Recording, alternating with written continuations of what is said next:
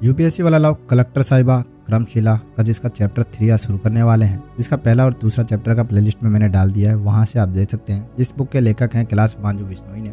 अगर इस बुक को आपको खरीदना है तो वीडियो डिस्क्रिप्शन में लिंक दे दिया है, वहां से आप डायरेक्ट जाकर बुक को खरीद सकते हैं। तो आज अब तीसरा चैप्टर शुरू करते हैं, जिसका है पहली मुलाकात। मेरी पेरी और एंजल की पहली मुलाकात दिल्ली के एक जीटीबी नगर के एक कॉफी हाउस में हुई। कॉफी हाउस में 3-4 टेबल को छोड़कर अधिकतर फूल थी।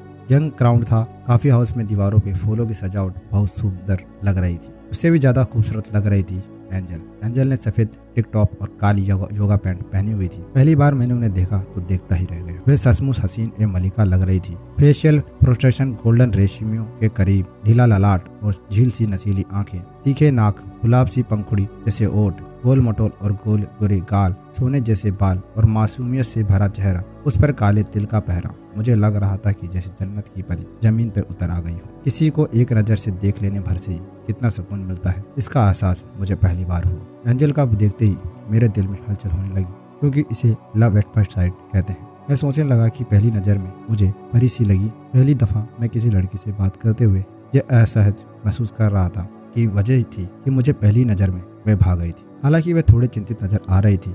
गिरीश, IAS प्री क्लियर करने के बहुत ज्यादा दबाव है मेरे ऊपर। मेरे मामा जी को का कॉल आया था कि वह मैं कह रहे थे इस बार प्री क्लियर नहीं कर लोगी ना, या फिर ना कटवा लोगी। तो फिर क्या आपने क्या कहा?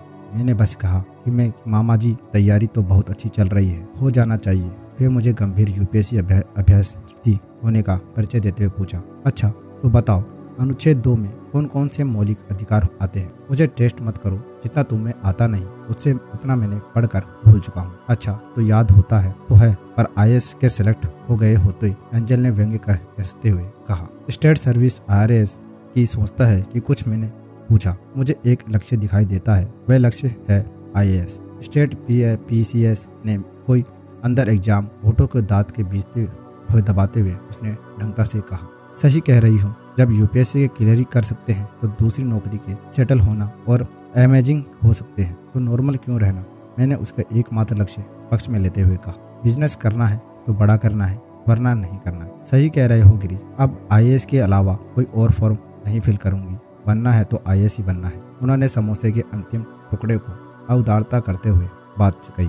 बात तो सही कह रहे हो। जीवन में कोई भी बड़ा लक्ष्य पाने के लिए काफी सोच विचार कर एक बेहतर रणनीति ट्रैप बनाना पड़ता है।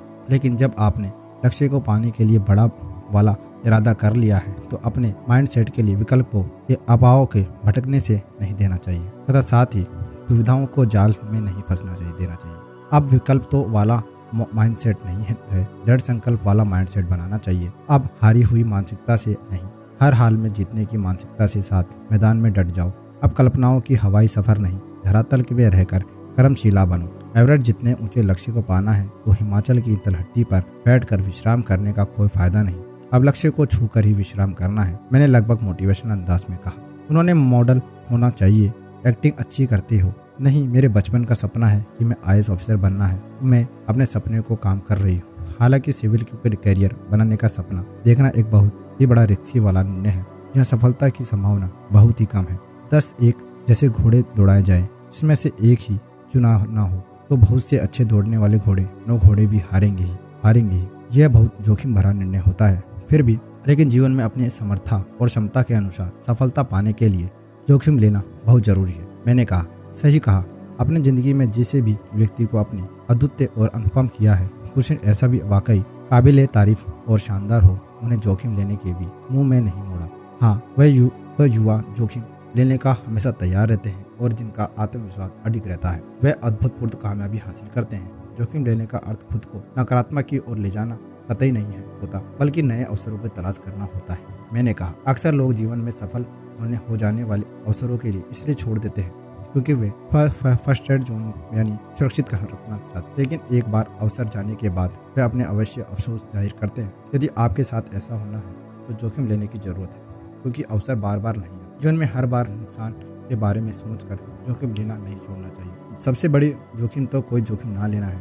तेजी से बदल रही दुनिया में विकल्प होने की एकमात्र गारंटी देने वाली रणनीति जोखिम नहीं है, उठाना है। हासिल में जोखिम लाभ का वह सिक्का है जो जितना प्रशंसा और हारने की सीख देता है। कभी कभी कम उम्र में जोखिम उठाने की वजह से हो सकता है, कई बार आपके परिवार का समाज दोनों ही विपक्ष अपेक्ष संयोग ना मिले, लेकिन इसके निराश होने से घबराने की बजाय उसका भरोसे पर कायम रखें। नाकामयाब होने जाने पर भय रह किसी भी सताता है ना, लेकिन खुद को हावी होने से बचना चाहिए। ये बात में ध्यान रखना कि जोखिम उठाने के जज्बा हीरो का साहस है, कायर का नहीं। जीवन के जोखिम लेने वाले कई सारे लोग सफल भी होते हैं, लेकिन अपने अनुभव को सीखने में बहुत है। जोखिम लेने वाला आदिवादी इंसान सफलता के सदैव सीखने के अवसर के रूप में दिखता है। दुनिया की सफलता लोग औसत लोग से कहीं ज्यादा बार असफल होते हैं। यही नहीं कि विश्व के सर्वश्रेष्ठ कंपनियां और औसतन कंपनियां तुलना में कहीं ज्यादा बार असफल रही होती है। अगर आपके बड़े मुकाम हासिल करना चाहते हो तो जोखिम और जोखिम की हिस्सेदारी देने में देरी ना करें। बिना जोखिम उठाए कोई महान उपलब्धि हासिल नहीं हो सकती है। मेरा तो पहला ही क्रैश ही नहीं, पहला प्यार है यूपीएससी। तो मेरा यूपीएससी होगा ना, तो मैं तो गिरीश की यूपीएससी से सिलेक्शन लेने के लिए सारे तिगड़म लगाऊंगी। साम दाम दंड भेद। उन्होंने बहुत हल्की और बदस आवाज से कहा, आप भी किसी से कम नहीं हो। मैंने चुटकी लेते हुए कहा, हम किसी से भी काम नहीं हैं। आज की लड़कियां बाहों से बाहें डालकर और कदम से कदम मिलाकर लड़कों के साथ चल रही है। उन्होंने हमेशा महिला सशक्तिकरण की आवाज को बुलंद करते हुए कहा, बाहों डालकर नहीं, कंधों से कंधे मिलाकर चल रही होती है।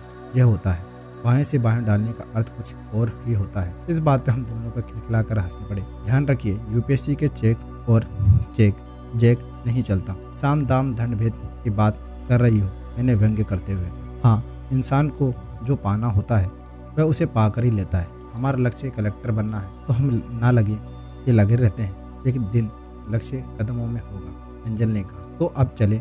एंजल की आंखों से सवाल किया और मैंने मुस्कुराती आंखों से हामी कर दी। एंजल ने जीटीबी नगर मेट्रो स्टेशन के गेट नंबर 4 पर आकर कहा, चलिए बाय, सी यू अगेन। मैंने जवाब दिया। ये था यूपीएससी वाला लव कलेक्टर साहिबा की कर्मशिला का चैप्टर 3। आगे कंटिन्यू करेंगे चौथा चैप्टर। तो ये आपको चैप्टर कैसा लगा आप मुझे कमेंट सेक्शन में कमेंट करिए। अगर इस बुक को आपको अगर डाउन लेना है कि खरीदना है तो आप अमेजोन से जाके खरीद सकते हैं, या हमारे दिए हुए लिंक से भी आप जाके वहाँ से खरीद सकते हैं। तो फ्रेंड्स, मिलते हैं अगले चैप्टर में। जब तक के लिए जय हिंद, जय भारत।